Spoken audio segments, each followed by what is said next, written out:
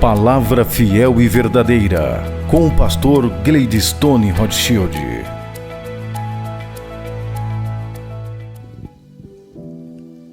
Livro de Atos, capítulo 9,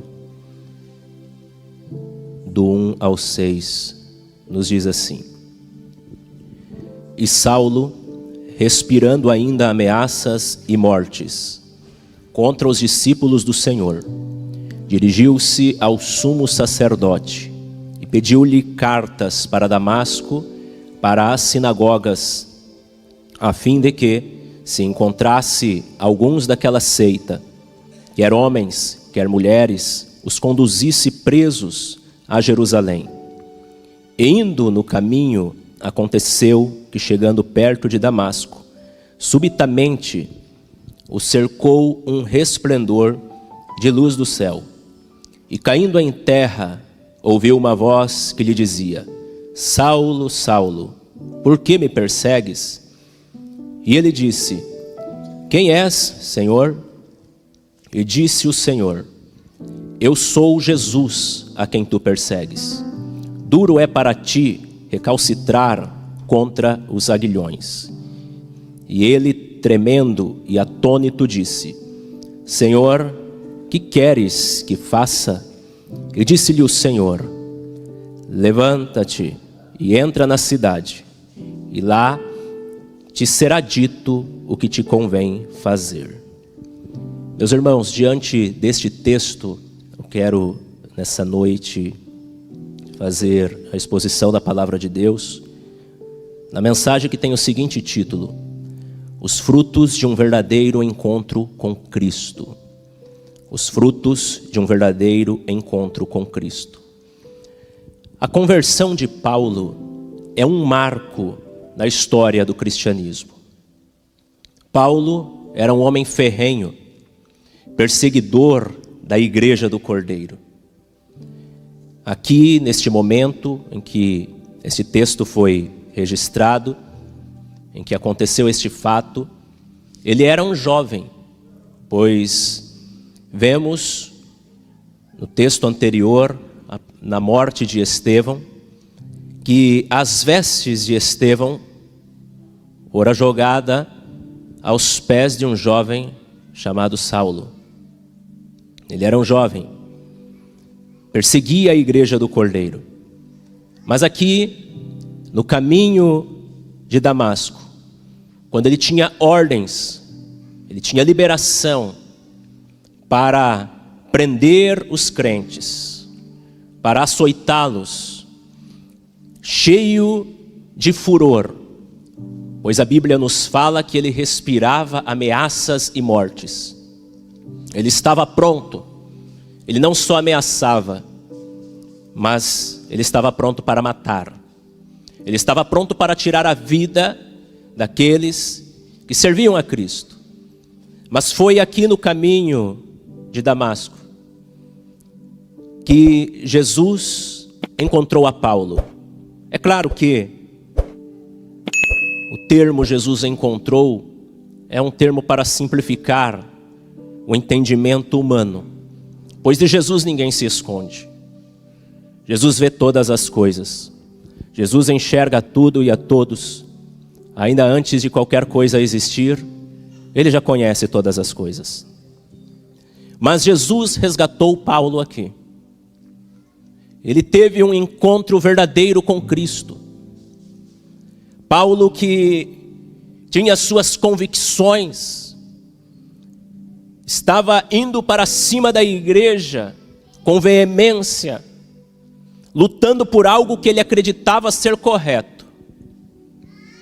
Mas ele encontrou ali aquele que realmente tem os caminhos corretos. Enquanto Paulo pensava que estava indo de encontro à igreja e assolando ela, o fato é que Jesus já estava encurralando Paulo há um tempo. Pois nós vemos aqui no texto, quando Jesus fala: dura coisa para você é recalcitrar contra os aguilhões.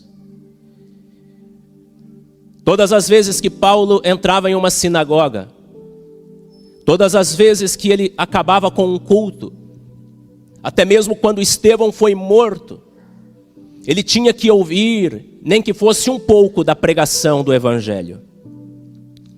E conforme ele ia ouvindo esta palavra, a pregação do Evangelho, ia de encontro a ele. Ele tentava escapar, mas chegou o momento que ele não teve como fugir. E aqui no capítulo 9, nós temos a conversão de Paulo. É interessante, irmãos, que esta história, ela se repetiu e se repete na vida de todos aqueles que são encontrados por Cristo. Essa história se repetiu na tua vida, em minha vida, na nossa vida. Cada participante da igreja, cada membro do corpo de Cristo, cada servo, cada serva do Senhor, cada pessoa que nasceu de novo, teve um encontro com Cristo. Talvez não nos moldes de Paulo, cada um tem a sua história, mas o fato é que chegou um momento de nossa vida e as nossas convicções caíram por terra. Chegou um momento em nossa vida que nós nos vimos diante do Senhor Jesus. O nosso coração foi invadido pela graça. E tal como Paulo, que não teve escapatória para onde fugir, só nos coube fazer uma coisa: nos render ao senhorio de Jesus. E deste encontro, alguns frutos são gerados. É lógico que se formos falar de frutos gerados por um verdadeiro encontro com Cristo, nós vamos ter muitos. Mas eu quero aqui falar de 5 frutos que foram manifestos na vida de Paulo, dentre tantos que podemos observar, mas eu quero falar sobre 5. E o primeiro fruto que eu vejo aqui é a prontidão para servir. Este é o primeiro fruto. E este nós encontramos no próprio texto, pois nós lemos no versículo de número 6, Paulo diz: Senhor, que queres que eu faça? O que é que eu tenho que fazer? O que é que o Senhor tem determinado para mim? Qual é a tua direção para a minha vida? O que eu tenho que fazer agora?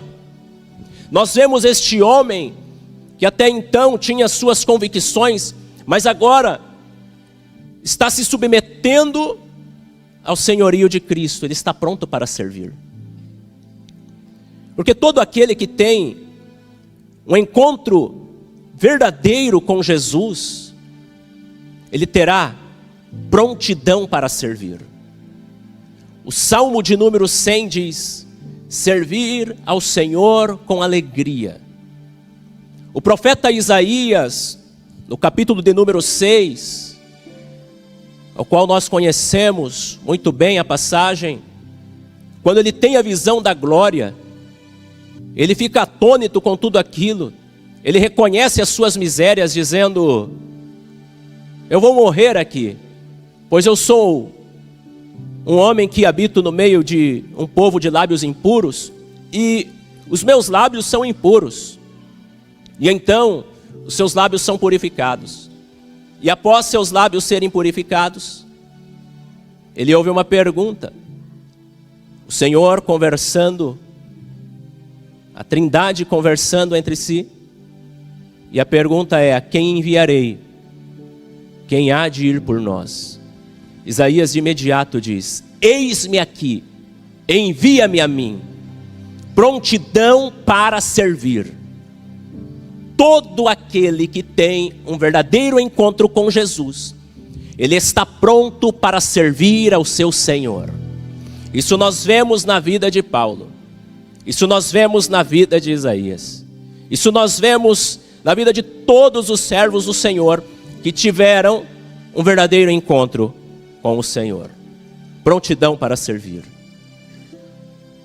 Nós temos que estar prontos para servir a Deus para obedecer às suas ordens, para fazer aquilo que Ele nos ordena na sua palavra. Um outro fruto que eu vejo aqui na vida de Paulo e que é aplicado a todo cristão é a transformação. O apóstolo Paulo foi transformado de perseguidor da obra de Cristo. Ele vai ser perseguido. Mas antes disso, de perseguidor, de alguém que queria destruir a obra do Cordeiro, agora ele torna-se um obreiro desta obra. Ele é transformado. Um homem carnal que militava na carne, que militava segundo os seus pensamentos, segundo as suas convicções, agora ele passa a ser espiritual. E é por isso que ele tem autoridade para falar o que ele fala. Portanto, se alguém está em Cristo, nova criatura é. As coisas velhas já passaram, eis que tudo se fez novo. Jesus veio transformar. Sem dúvidas, a transformação tem que fazer parte, e é uma marca na vida de todo aquele que de fato é convertido ao Senhor. É por isso que o primeiro milagre de Jesus foi um milagre de transformação. Jesus transforma a água em vinho.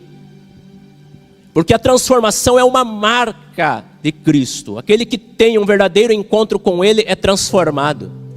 Porque a mensagem do Evangelho transforma. A mensagem do Evangelho transforma a vida do pecador. A mensagem do Evangelho transforma um pecador em pecador perdoado. A mensagem do Evangelho transforma a vida do ladrão. A mensagem do Evangelho transforma a vida do mentiroso. A mensagem do Evangelho transforma a vida do adúltero.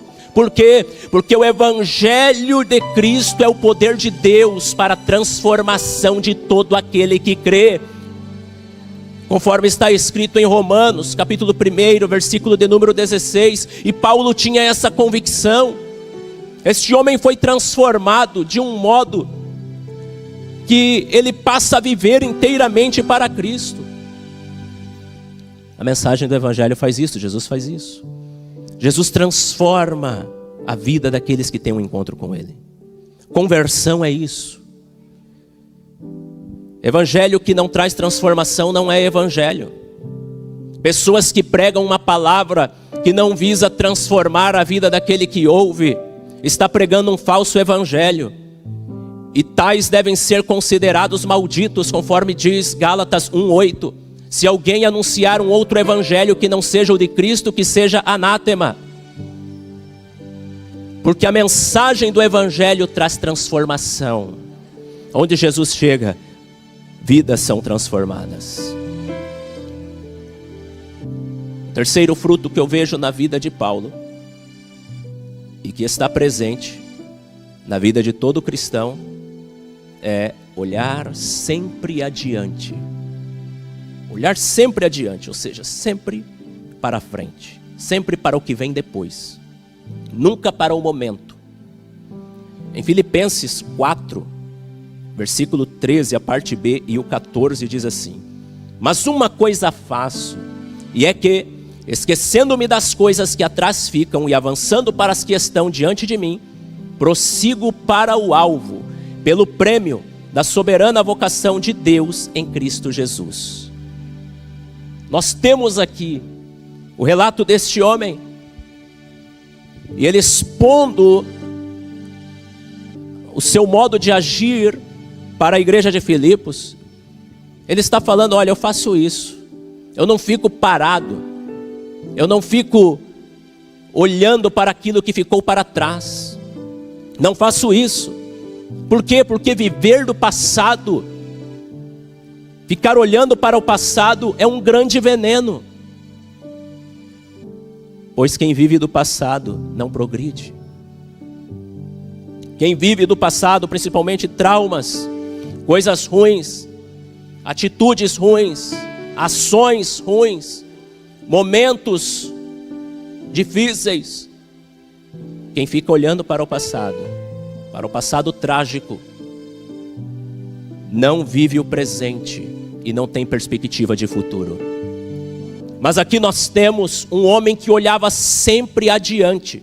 Ele não olhava para as dificuldades que estavam diante dele, mas ele olhava para aquilo que poderia vir depois. Ele sabia que as leves e momentâneas tribulações que ele enfrentava não se comparavam com a glória que estava para por vir. E assim, como este homem que olhava sempre adiante, os servos de Deus precisam olhar adiante. Nós não podemos ficar prostrados olhando para o passado ou para um presente ruim, difícil, complicado. Não, porque os servos de Deus vivem por fé e não por vista. Nós não vivemos por aquilo que vemos, nós vivemos pela fé, por aquilo que está revelado na palavra do Senhor. Nós não vivemos parados pelas situações difíceis, não. Existem pessoas que veem uma notícia ruim, veem alguém dizendo algo que vai acontecer, o que aconteceu, e logo ele se prostra, logo ele fica parado, estagnado, entra na inércia. Mas o que nós temos aqui é a fala de alguém que olhava sempre adiante. E a igreja do Cordeiro tem que olhar para frente, a igreja do Cordeiro tem que olhar adiante. Nós temos uma esperança, e essa esperança é Cristo, e Ele vai adiante de nós. Não deixe o passado te parar, não deixe. É claro que o bom passado pode até nos trazer esperança, como disse Jeremias em Lamentações 3:21. Quero trazer à memória aquilo que me traz esperança. É claro que sim, devemos saber usar isso, olhar as coisas boas que nos aconteceram, até mesmo coisas ruins, mas que nos ensinaram a prosseguir. Mas não fique parado pelo passado. Seja como Paulo. Paulo esqueceu, ele deixava o seu passado de lado. O seu passado de maldade, de transgressões, de perseguições, e passou a caminhar olhando para o que estava diante dele. O quarto fruto que eu vejo na vida de Paulo é a entrega total. Quando Paulo diz em Gálatas 2:20, ele diz o seguinte: já estou crucificado com Cristo, e vivo não mais eu, mas Cristo vive em mim. E a vida que agora vivo na carne, vivo-a pela fé do Filho de Deus, o qual me amou e se entregou a si mesmo por mim. Este homem entregou a sua vida completamente a Cristo. Foi uma entrega total. E uma das marcas de um verdadeiro encontro com Cristo, um dos frutos de um verdadeiro encontro com Cristo é a entrega total. Aquele que verdadeiramente é encontrado pelo Senhor, este não vive uma entrega pela metade. Ele não tem reservas em seu coração, ele não tem reservas em sua mente, ele não tem cantinhos da sua vida que diz: não, aqui o Senhor não mexe. Não, tudo bem, eu vou fazer isso, vou agir dessa forma, legal, mas isso aqui eu quero reservar porque eu não consigo ainda. Não. Aquele que verdadeiramente é encontrado pelo Senhor, ele tem uma entrega total. Esta é uma marca, este é um fruto gerado por Cristo em nossa vida. A presença do Espírito Santo é que faz isso em nós. O interessante, irmãos, que Paulo não decidiu isso. Ele não disse: bom, já que Jesus me encontrou, a partir de agora eu vou fazer assim. Mas a presença de Cristo fez isso nele. O Espírito Santo foi gerando isso nele. Por vezes isso não é de imediato em nossa vida, mas o andar com Cristo dia após dia, o ouvir as suas orientações através da palavra dia após dia, o falar com Ele através da oração dia após dia, ao sermos ministrados por Ele, ao estarmos inseridos no corpo dEle, juntamente com toda a igreja, dia após dia, vai gerando isso em nós, de um modo que nós nos tornamos totalmente entregues a Ele. Tem muita gente querendo ter reservas, mas Jesus, certo dia estava andando, e a multidão ia por onde Ele ia. Afinal de contas, a multidão queria milagres, a multidão queria pão, a multidão queria uma cura, a multidão queria ver um espetáculo à parte, queria uma palavra diferente. De repente Jesus está andando e Ele para, e Ele chama a si a multidão, conforme está em Marcos 8:34. E chamando a si a multidão, com seus discípulos, disse-lhes: se alguém quiser vir após mim, negue-se a si mesmo. Negue-se, diga não a você mesmo. E tome a sua cruz e siga-me. Negar a si mesmo é de fato entregar-se totalmente a Cristo. Ter uma vida de entrega total. A renúncia deve ser um fruto e, consequentemente, uma marca na vida de todo aquele que teve um verdadeiro encontro com Cristo. E glória a Deus que nós renunciamos. A mensagem de Cristo, a presença de Cristo, fez essa grande obra na nossa vida. E o quinto fruto que eu vejo aqui na vida de Paulo, e que tem que fazer parte da vida de todo cristão, é a vida cheia do Espírito Santo. Paulo tinha uma vida cheia do Espírito Santo.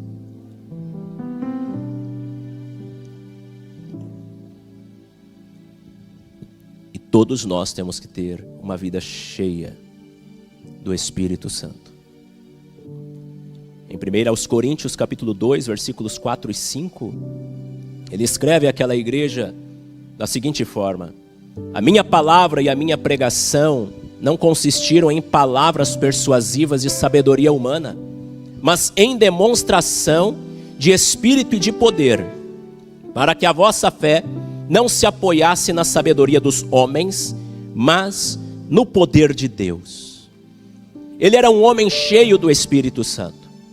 Enquanto as pessoas na época, principalmente na cidade de Corinto, pois aquela região era uma região que procuravam filósofos, homens com palavras elegantes, palavras que mostrassem um caminho belo. Mas Paulo não tem nada disso para apresentar a eles. Mas Paulo tem uma palavra cheia do Espírito Santo. Paulo não tem palavras de sabedoria humana. Paulo não tem palavras que os filósofos tinham. Mas Paulo tem a palavra da pregação do Evangelho. Palavras estas que foram pregadas, anunciadas com poder e autoridade. Palavras que foram cheias do Espírito Santo de Deus. Paulo não pregava dele próprio, mas ele anunciava aquilo que Cristo passava a ele. Uma pessoa cheia do Espírito Santo é uma pessoa que, em um mundo de dificuldades, e Paulo estava em um mundo de dificuldades. Nós vemos o que Paulo passou: várias prisões, açoites, vergonhas, achincalhado em muitas cidades. Até mesmo esta igreja, a igreja de Corinto, chamou ele de falso apóstolo. Tinha um clube lá dentro. E pelo menos, na verdade, tinha 4 clubes lá. O clube de Paulo, que ele não constituiu, mas aqueles que diziam eu sou de Paulo. Tinham aqueles que diziam ser de Apolo, aqueles que diziam ser de Pedro e aqueles que diziam ser de Cristo, mas não eram. E esses se opunham a Paulo. Falsos apóstolos adentraram na igreja de Corinto e difamaram Paulo. Falou que ele era ladrão, que ele estava ali querendo dinheiro dos crentes. Você consegue imaginar isso? Aquele que nós podemos considerar o maior apóstolo, aquele que deixou 13 epístolas escritas, o maior escritor do Novo Testamento, que plantou diversas igrejas, fez diversas viagens missionárias em um tempo em que tudo era difícil. Ser difamado dentro de uma igreja e escrever cartas, e nós temos pelo menos duas delas aqui nas Escrituras, para ensinar aquela igreja e mesmo assim ser difamado.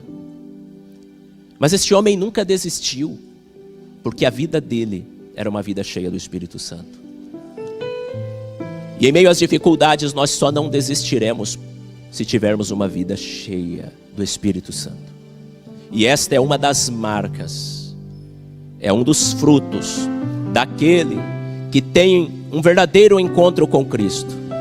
Mas isso deve ser uma busca constante, porque o enchimento de hoje é importante, mas a ordem é: enchei-vos, conforme Paulo escreveu aos Efésios, capítulo 5, versículo 18.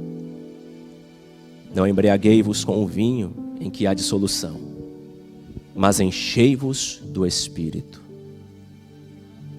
E todas as vezes que nós nos chegamos diante do Senhor, todas as vezes que lemos a sua palavra, todas as vezes que entramos em um culto como este, todas as vezes que estamos na rua, onde quer que estejamos, nós precisamos estar cheios do Espírito Santo, revestidos de poder. Não revestidos de poder para um momento. Tem muita gente enganado com o que é ser cheio do Espírito Santo. Tem muita gente pensando que ser cheio do Espírito Santo é saltar, correr, cair, levantar, mas depois acabou, a sua vida continua da mesma forma. É olhado para aquilo que aconteceu e não mudou nada na sua vida. Agora, quando somos cheios do Espírito Santo, manifestações espirituais podem acontecer e acontecem. Mas o que de fato realmente nos marca é a transformação, é a firmeza, é a vida de piedade. É ser cheio do Espírito Santo, para quando o medo vier, o Espírito dizer: eu estou contigo. Você está com medo, mas eu estou com você. Será que Paulo nunca sentiu medo? Ele disse certa vez: por dentro eu tenho temores. Ele sentia, claro, ele era um homem, mas ele tinha uma vida cheia do Espírito Santo. Sejamos cheios, sejamos cheios, busquemos o Espírito Santo. Concluindo, não tem para onde correr, existem muitos outros frutos, mas aqui falamos sobre 5. E todos nós precisamos ter esses frutos em nossa vida. Não podemos viver uma vida infrutífera. Em João 15, Jesus, ele fala sobre os frutos. E fala sobre aquele que não dá fruto. E Jesus diz: por isso escolhi vocês, para que vocês vão e deem muitos frutos. E a vida de Paulo é um exemplo para nós. Os frutos que foram gerados na vida deste homem também precisam ser gerados em nossa vida.